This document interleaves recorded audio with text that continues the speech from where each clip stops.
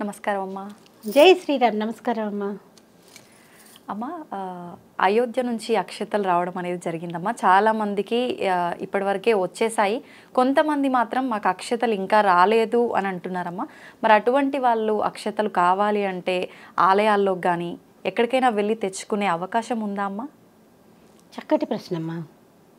నిజానికి ఇది ఒక మహత్తరమైనటువంటి కార్యక్రమం. ఇన్ని ఇళ్ళకి వెళ్ళి అక్షింతలు పంచటం అన్నా కష్టమే. అవునమ్మా. కొన్ని మనం మర్చిపోవచ్చు కూడా. అవుతుంటాయి. ఈ సందంతా పంచుదాం అనుకున్న వాళ్ళు ఒక దగ్గరికి వచ్చేసి అయిపోయేసరికి అక్కడ వదిలేసి మళ్ళీ ఇంకో సందులోకి వెళ్ళచ్చు. చెప్పలేం. మరి మనమే ఒక్కోసారి కొన్ని మర్చిపోతూ ఉంటాం. మరి వేరే వాళ్ళు రామచంద్రమూర్తి సేవకులుగా వచ్చినటువంటి వారు, హనుమంతుడి రూపాల్లో ఉన్నటువంటి వాళ్ళు కొన్ని ఇళ్ళు మర్చిపోవచ్చు. అదేమి వాళ్ళ దోషము కాదు, మన యొక్క కర్మ అంతకంటే కాదు. అయ్యో రాముడి అనుగ్రహం మనకు లేదేమో. చాలా మటుకు మనం ఎలా ఆలోచిస్తామంటే పాజిటివ్గా ఆలోచించలేము. మన మనసు ఎలా ఆలోచిస్తుందంటే అయ్యో మా ఇంటికి అక్షింతలు రాలేదు, మాకు రామానుగ్రహం లేదేమో అనేసి అలా ఆలోచిస్తాం. నిజానికి ప్రతి ఒక్కరి మీద రామానుగ్రహం ఉండి తీరుతుందమ్మా. ఎందుకంటే రామ రామ అంటూనే ఉంటే ఆయన మన వెనకే ఉంటాడు ఎప్పుడు కూడా. కాబట్టి ఎవరికైతే రాలేదు, దేవాలయానికి వెళ్ళినా వాళ్ళు ఉన్న అక్షింతల్ని ఇస్తారు, కానీ అక్కడి నుంచి వచ్చినవో లేదో మనకు తెలియదు కదా.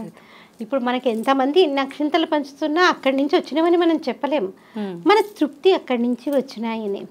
కాబట్టి మనం ఏం చేయాలి అంటే అలాంటి వాళ్ళము చక్కగా ఇంట్లోనే కూర్చొని స్నానం చేసి మడి బట్టలు కట్టుకొని, అంటే ఎవ్వరూ తాకకుండా ఉతికిన బట్టలు వేసుకుని, మడి ఉన్నటువంటి ఆచారం ఉన్నటువంటి వాళ్ళు మడి కట్టుకోవడం, మడి లేనటువంటి వాళ్ళు స్నానం చేసి ఉతికిన బట్టలు కట్టుకొని ఎవరిని ముట్టుకోకుండా ఒక గుప్పెట్లో ఆ యొక్క అక్షింతల్ని తీసుకొని రామనామాన్ని పలుకుతూ జై శ్రీరామ్, రామ లక్ష్మణ జానకి జై బోలో హనుమానికి అని కానీ, జై శ్రీరామ్ అని కానీ అలా 108 సార్లు 1008 సార్లు అలా అక్షింతల్ని పట్టుకుని ఆ నామాన్ని పలకండి.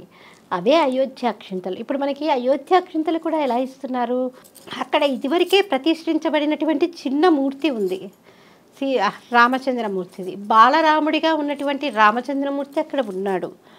అక్కడ పూజ చేసినటువంటి అక్షింతల్ని మనందరికీ పంచుతున్నారు. అసలు ఎవరు పంపిస్తున్నారమ్మా ఈ అక్షంతలు? చాలా మందిలో ఈ సందేహం ఉందమ్మా. అయోధ్య నుంచి అక్షంతలు వస్తున్నాయా నిజంగా? మధ్యలో ఇదంతా ఇక్కడిక్కడ జరిగేదా? పర్లేదు, ఎక్కడి నుంచి వచ్చినాయి, మన తృప్తి కోసం అయోధ్య నుంచి వచ్చినాయి అనుకుందాం.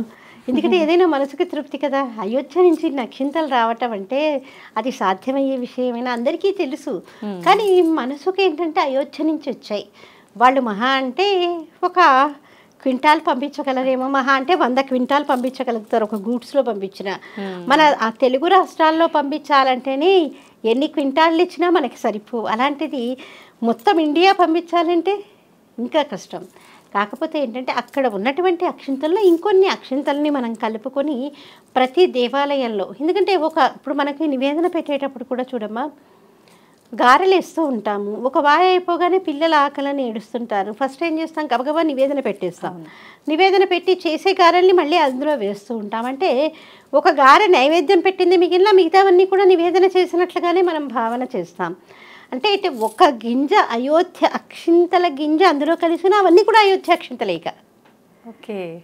ఇప్పుడు పాలున్నాయి, పాలల్లో నీటి చుక్క కలిస్తే దీన్ని మనం విడదీయలేం కదా. అలాగే అక్షింతలు ఒకటి అయోధ్య అక్షింతలు కలిసింది కాబట్టి అవన్నీ కూడా ఇంకా అయోధ్య అక్షింతలే. ఎవరి ఇంట్లో ఉన్నటువంటి అక్షింతలైనా అన్నీ కూడా అయోధ్య అక్షింతలే. పైగా మనం మానసికంగా దానికి దృఢంగా ఫిక్స్ అయిపోయాం. అవి అయోధ్య అక్షింతలు. మనసుని మించినటువంటి సాక్షి ఇంకేదీ లేదు. ఎందుకంటే మానసికంగా మనం అయోధ్య అక్షింతలు అనుకుంటున్నాం కాబట్టి అవే నిజం. అలా దొరకనటువంటి వాళ్ళు ఇలాగ రామనామ జపం చేసుకోవటం, జై శ్రీరామ్ అంటూ 1008 సార్లు చేసుకోవటం, అలాగే రామలక్ష్మణ జానకి జై బోలో హనుమానికి అని అనుకోవడం, లేకపోతే ఆ అక్షింతల్ని పట్టుకొని రామరక్షా స్తోత్రం చదువుకుంటే అవే అయోధ్య అక్షింతలు అయిపోతాయి. మానసికంగా అయోధ్యలోనే నేను అక్షింతలు తీసుకున్నాను అన్న భావన చేయటం.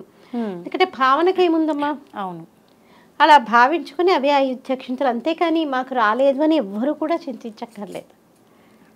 వచ్చినాయి కదా, వచ్చిన వాళ్ళు అమ్మో నాకు అయోధ్య నుంచి వచ్చాయని ఆనందించక్కర్లేదు. అక్షింతలు వచ్చాయి మంచిది, రాలేదు ఇంకా మంచిది. మనమే తయారు చేసుకోవచ్చు చక్కగా. మనం మన చేతులతో తయారు చేసుకుంటే ఆ తృప్తి వేరు, ఎవరో ఇచ్చినటువంటి దానికంటే. కాబట్టి అలా మనం తయారు చేసుకునే అవకాశం ఉంటే ఇంకెవరికన్నా కూడా రాని వాళ్ళకి అలా పంచండి. ఆ పుణ్యం మనకు కూడా వస్తుంది కదా. మనం కూడా ఒక హనుమత్ సేవకులం అయ్యాం. అవును. మనం కూడా సేవకులం అంటే రామచంద్రమూర్తి యొక్క సేవకులు ఎవరు? హనుమంతుల వారే. ముఖ్యమైనటువంటి సేవకుల్లో ఆయన్ని మనం పరిగణలోనికి తీసుకుంటాం. కాబట్టి మనం కూడా ఒక హనుమంతుడిలాగానే తయారయ్యి వారికి సేవ చేస్తున్నట్టు లెక్క. ఓకే. అమ్మ, నేను ఒక క్వశ్చన్ అడుగుదాం అనుకుంటున్నా. అది అడగొచ్చో లేదో కూడా నాకైతే తెలీదు. నన్ను ఒకరిద్దరు అడిగారు, మీరు అయోధ్య గురించి ఇట్లా వీడియోస్ చేశారు కదా, మా ఫ్రెండ్స్ ఒకరు ఇట్లా అడిగారు నన్ను, ఈసారి మళ్ళీ చేస్తే కనుక ఈ టాపిక్ గురించి అడగరా అని చెప్పి అడిగారమ్మా నన్ను. ఏంటంటే ఇప్పుడు అక్షతలు ఇంటికి తీసుకొని వచ్చినప్పుడు ఆహ్వాన పత్రిక, అక్షతలు 2 తీసుకొస్తున్నారు కదమ్మా. కొంతమంది ఏంటంటే వాళ్ళు మహిళలు ఉన్న ఇండ్లు ఉంటాయి కదమ్మా, వాళ్ళకు దేవుడి నుంచి వచ్చిన అక్షతలు మేము తీసుకోవచ్చా, అసలు తీసుకోకూడదా, తీసుకున్న తర్వాత మేము మహిళలో ఉన్నాము, వాటిని పూజా మందిరంలో పెట్టాలా ఆ రోజు అనే సందేహం అయితే చాలా మందిలో ఉందమ్మా. అట్లాంటి వాళ్ళకి నిజంగా దాని గురించి తెలియజేయడమ్మా. తప్పకుండానమ్మా. ఇప్పుడు మహిళ అనేసరికి ఎవరైనా వెళ్ళిపోయి మహిళ రావచ్చు. అవునమ్మా. లేకపోతే ఆడవాళ్ళకి ఇబ్బంది రోజులుండి అలా అసౌఖ్యం ఉండొచ్చు. అలాంటి వారు ఇంటికి వచ్చినటువంటి అక్షంతల్ని కానీ ఆహ్వాన పత్రిక కానీ వెనక్కి తిరిగి పంపించకూడదు. ఓకే. అలాంటి వాళ్ళు ఏం చేయాలి? వచ్చినటువంటి వాళ్ళు మంచి ఆలోచనతోటి మంచి బుద్ధితోటే వచ్చారు కాబట్టి వాళ్ళని నేరుగా వాళ్ళ వంటింట్లోకి, పూజా మందిరం ఎక్కడైతే ఉందో ఆ పూజా మందిరం దగ్గరికి తీసుకెళ్ళి, మాకు ఇలా ఇబ్బంది ఉండండి, పూజా మందిరంలో భగవంతుడి దగ్గర పెట్టేసేయండి అని చెప్తే వాళ్ళు అర్థం చేసుకుంటారు. ఎందుకంటే మనం ఇప్పుడు ఆ విషయం చెప్పాము అంటే వీళ్ళకి ఆడవాళ్ళకి ఇబ్బందో లేకపోతే ఇంకేదో రకమైనటువంటి ఇప్పుడు ఇబ్బంది ఉంది కాబట్టే వాళ్ళు తీసుకోవట్లేదు అన్నటువంటి ఆలోచన కలుగుతుంది. ఇప్పుడు ఎవరైనా వెళ్ళిపోతేనే కాదు, ఎవరైనా పుట్టినా కూడా మనకి అసౌచమే. అవునమ్మా. పుట్టిన మైలే, పురిటి మైల అంటాము, వెళ్ళిపోతే ఆ వెళ్ళిపోయిన మైల.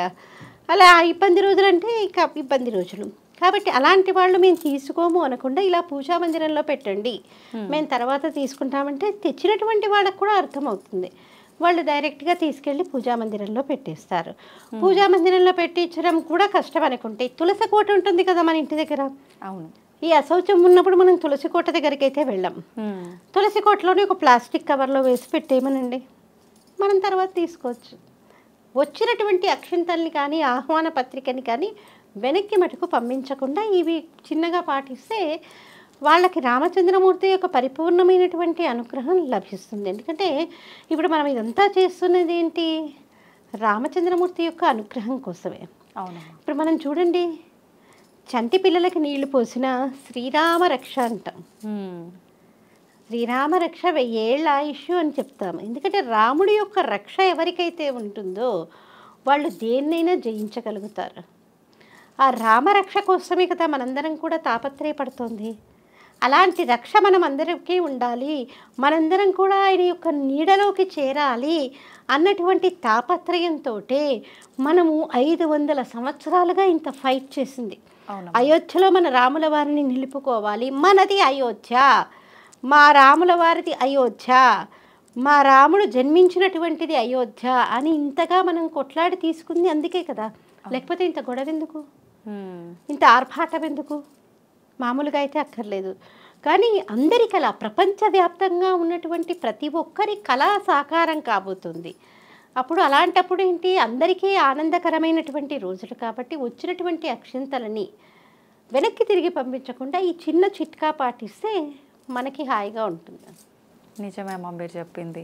చాలామంది అంటే ఏం చేయాలి అసలు, వెనక్కి పంపించాలా వద్దా, ఇంటి దాకా వచ్చిన వెనక్కి పంపిస్తే మళ్ళీ అదేం దోషము, తీసుకుంటే ఏం దోషము, చాలా సందేహాలు ఉన్నాయమ్మా.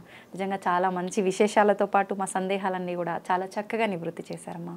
జై శ్రీరామ్. జై శ్రీరామ్.